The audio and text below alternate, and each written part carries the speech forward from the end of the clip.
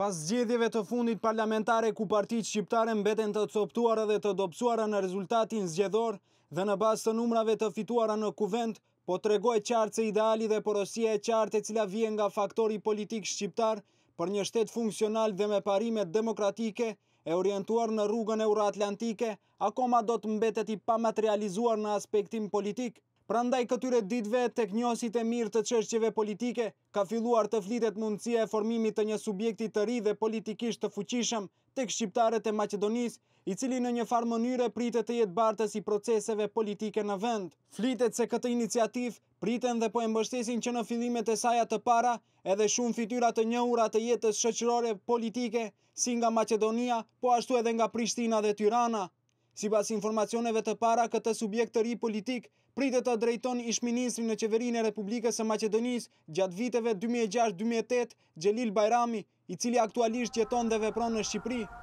Kjo parti, sipas informacioneve jo zyrtare, do të ketë orientim të djathtë, e cila tregon se ky subjekt, që në fillimet e saj dëshiron pastrimin e skenës politike nga shumë paqartësi, ku subjektet e deri tanishme politike shqiptare nuk dihet as veprimin dhe orientimin e tyre politik. Njohësit e mirë të rrethanave politike në vend dhe analistë të ndryshëm kanë pohuar se një veprim i tillë do të ishte shumë i rëndësishëm, sepse edhe atë për disa shkaqe shumë të rëndësishme, të cilat siç janë në vijim: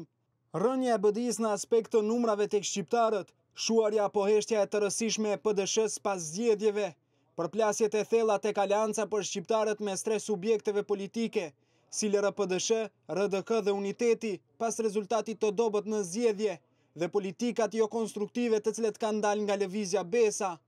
Këtë iniciativë deri më tani e kanë mirëpritur shumë figura të rëndësishme nga Shqipëria dhe Kosova.